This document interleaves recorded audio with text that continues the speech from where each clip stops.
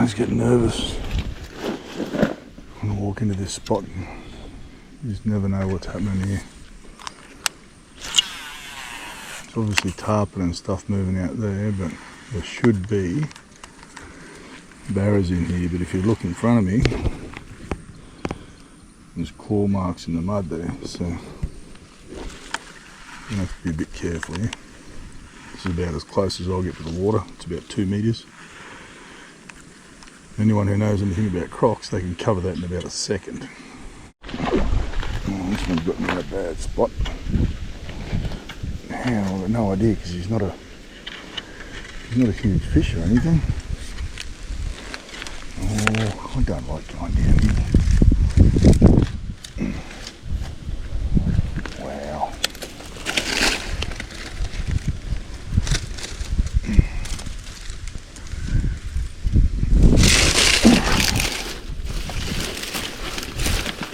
Come on. Come out of there.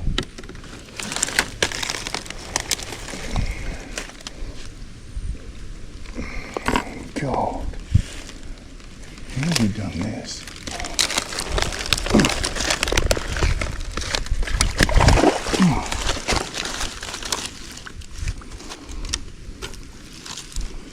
You're causing lots of trouble, aren't you? Little fella.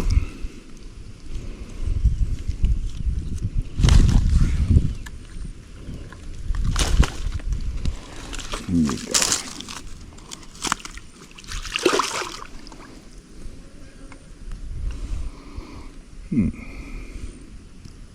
It's a 7-inch paddle prawn, that one, and I've got luminescent ball sinker in the nose just to make it stand out that little bit more, but also to also to make it sink that little bit quicker in this little bit deeper water.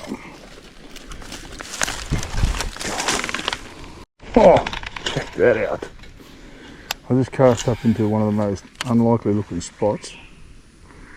And as it hit the water boiled up, and he's had 4 or 5 goes at it on the way in. He didn't feel the hook, he smacked it, he didn't feel the hook. So, whether he's gone back under there or not, I don't know. We'll try down there as well, eh? I'm always looking to my left, don't you, eh?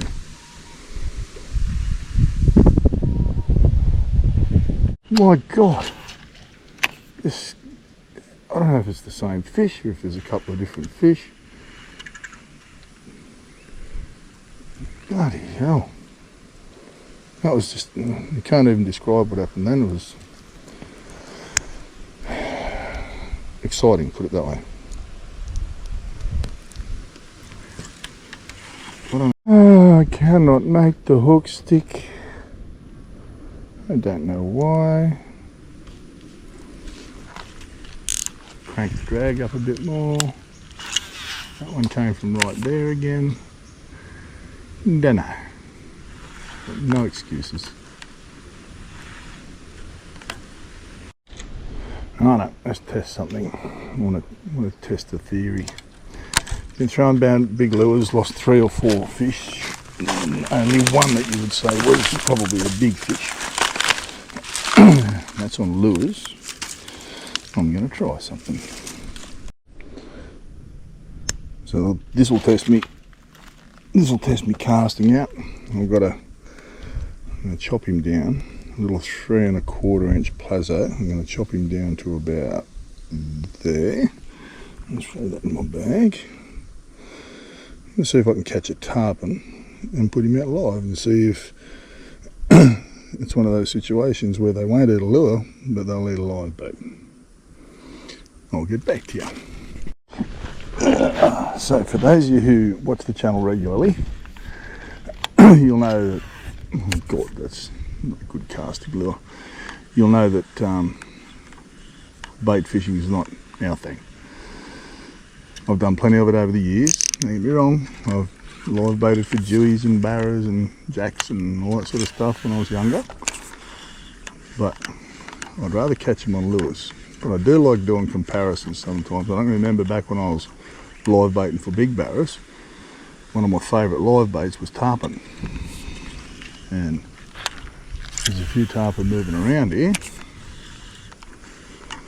Let's see if we can secure one for a bait. I'm going to put it out on my big refraction swim bait rod, which I brought with me for throwing big hard bodies today. Oh, there's one there.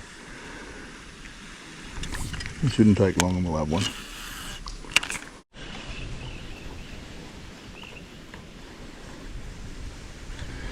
A few hits, but they're bloody hard to hook.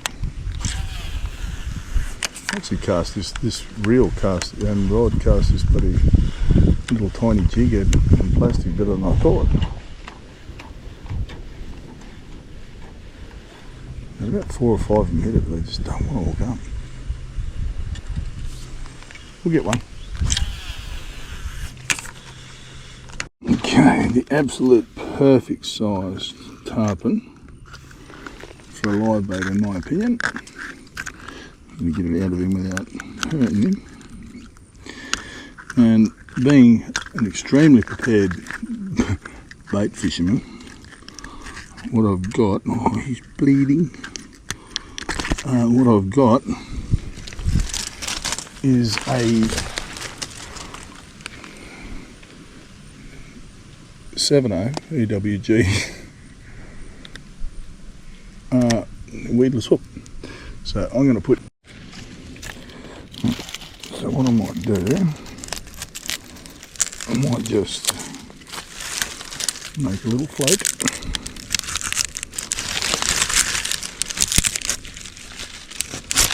Alright. Put a little line split in there so I'm not damaging the leader. And I might just suspend him under a float and let him swim around out there. Bloody typical, threw out a little lure for a tarpon, got a little baby barra.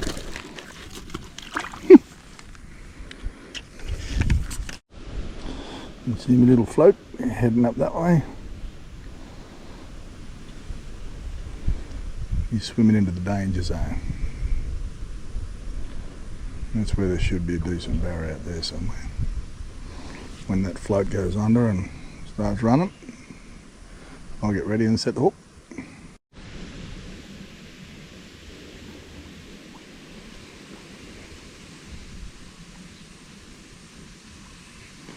Just had a barra come up and look at the float.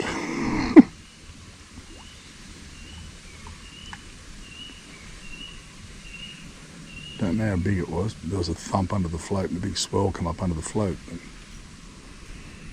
why he's not looking at that tarpon, I've got no idea. So what I've done is I've done up this here, the cast control, disengage the spool so it can't backlash if something eats it. And I'm going to just sit it there, let him do his thing, and I'm going to flick a lure around, because if he's having a go at the float and not that perfect live bait size tarpon, then maybe he's going to take a lure over a livey.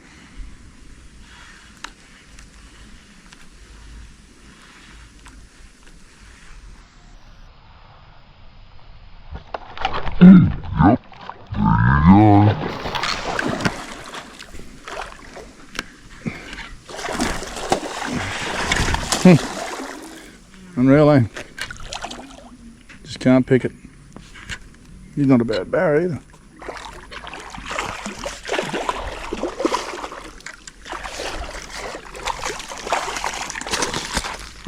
Look at that. How pretty is that? I'm going to take a photo of that fish. That's a beautiful fish. Well conditioned, not a mark on it.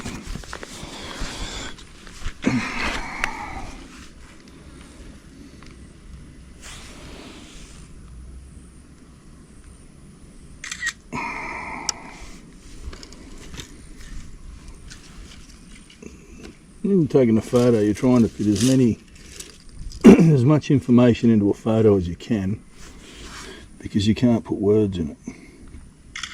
So I'm trying to put in the lure, the hook, the rod, the reel, all that sort of stuff in one photo. But you can't cover up the fish's eye. The fish's eye is the most important part.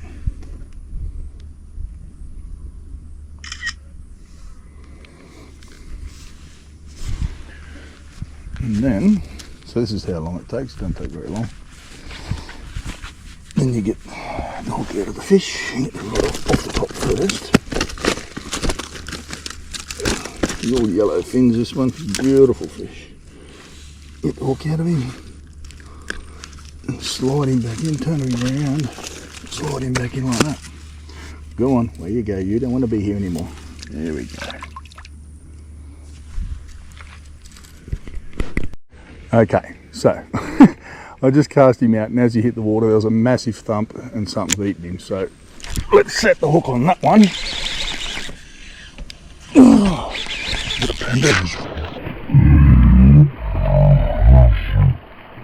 There's my tarpon. So my tarpon landed out there. This is a meter fish. He's got me around that pandanus branch.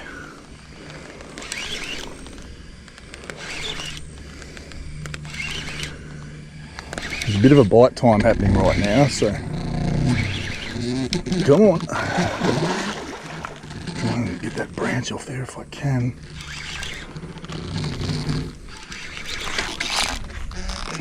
I've still got it. Yeah, he's a good meatery, this one.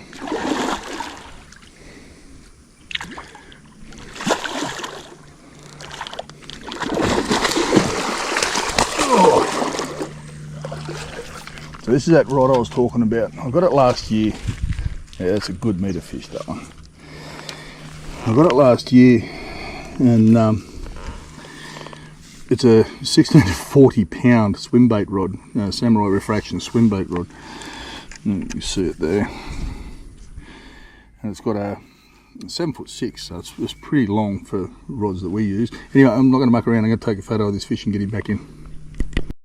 Alright, let's get the hook out of him. Get him straight back in the water. I'm going to muck around with him. Beautiful. Absolutely awesome fish. Alright, let's see if there's any more out there.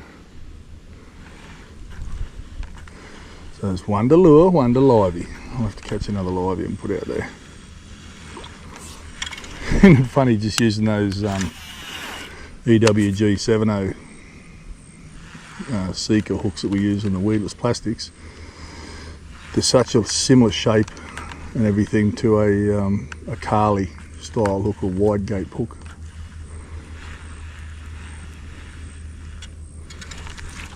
So not a bad live bait hook. If I had my other pliers though, I would take that weight off it. It's got a 1/4 ounce weight on it, so I would take that weight off it if I had the option. The size of that swell, I just missed it. I can hear the thump from here. I could hear the thump under the water clear as a bell.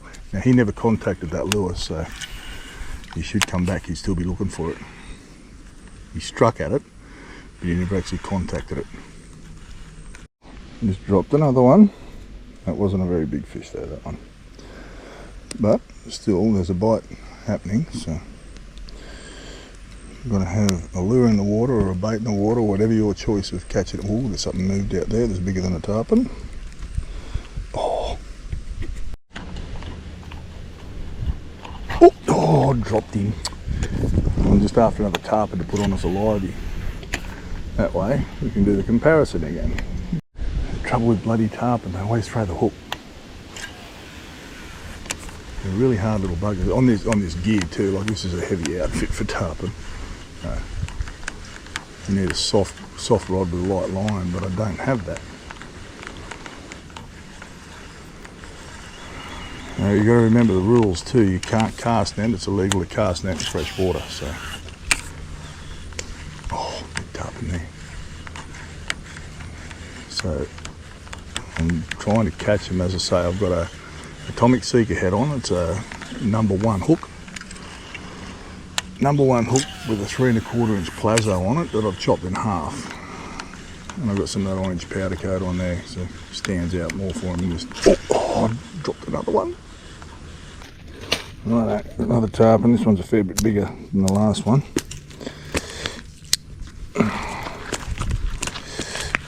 There's a lure out of his mouth. Whoopsie.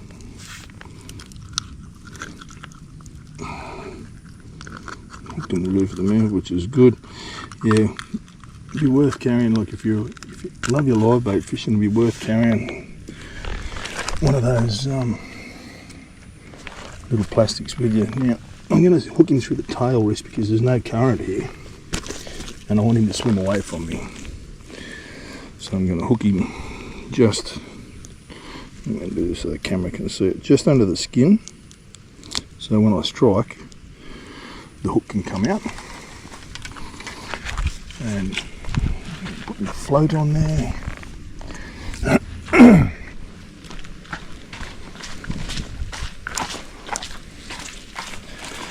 him there, and hopefully he doesn't kick too much. Put my float on there. You're kidding me. I have to back this drag off. So this is that bloody #1 hook. #1 hook with a chop down 3 1/4 inch plazo on it, and I was just trying to catch a tarpon, put out as a live, and the bloody barra's eating it. Not a bad barra either.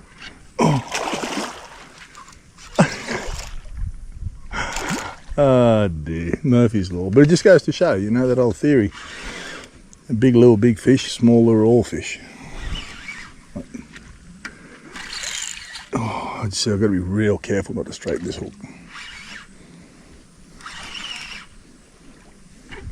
I thought it was going to happen too. Come on, up here. He'd probably, he'd be a 70 plus. Now you've got the hook. No, it's such a sketchy place to land them.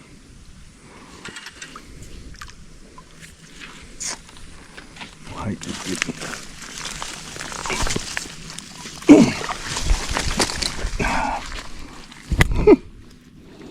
Look at that. Just wedged in the corner of his mouth. Oh, he half straightened. That's not a bad barra.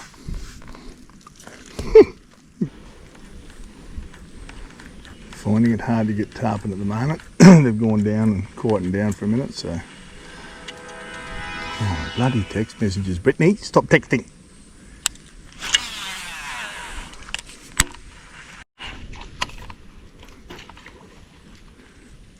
I was winding in because I had weed on my lure, and I was winding really fast, and I'm going to test that theory right now, because that's 2 now. While I've been winding fast, they've been absolutely drilled. And it's that reaction bite thing. Twitch and slow retrieve sometimes gives them a chance to look at it. Fast burn and retrieves like this, they just run it down and smash it. Thump under my feet. I never saw what it was, but it was, I reckon it was 100% barra.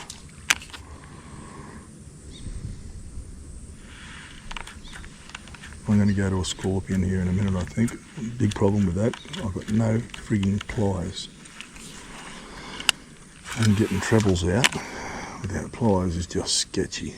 But I reckon that was a really big barra just here then. I just remembered what I do have in here.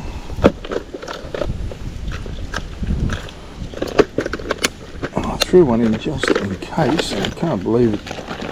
I didn't have it, put it on there already. 90mm skin deep. So these only get about, I don't know, 10 centimetres, 15 centimetres under the surface on a straight retrieve. So the way that they've been hitting these plastics on a fast retrieve, let's see if this theory works on just a straight retrieve. And I know that these bloody hooks will hold up to a big fish as well. Give this a go, eh?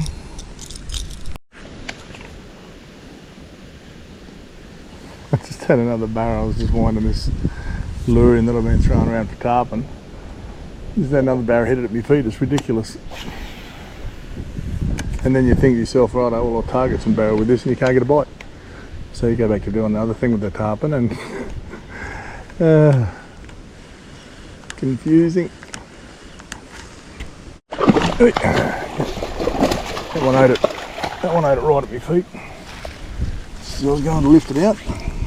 Another fish about 60. Oh, come on. There we go. So it didn't take long to get a bite. How beautiful is that fish?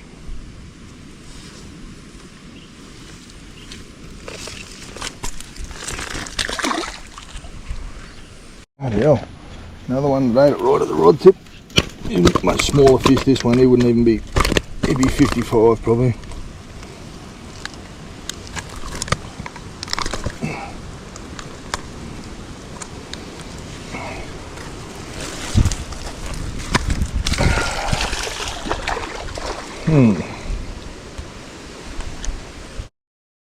They are sitting so shallow under the structure. I just had one there, right there.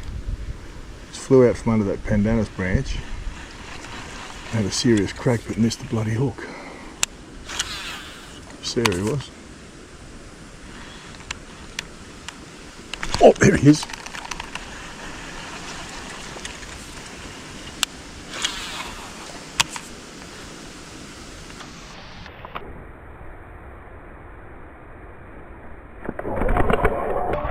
Yes.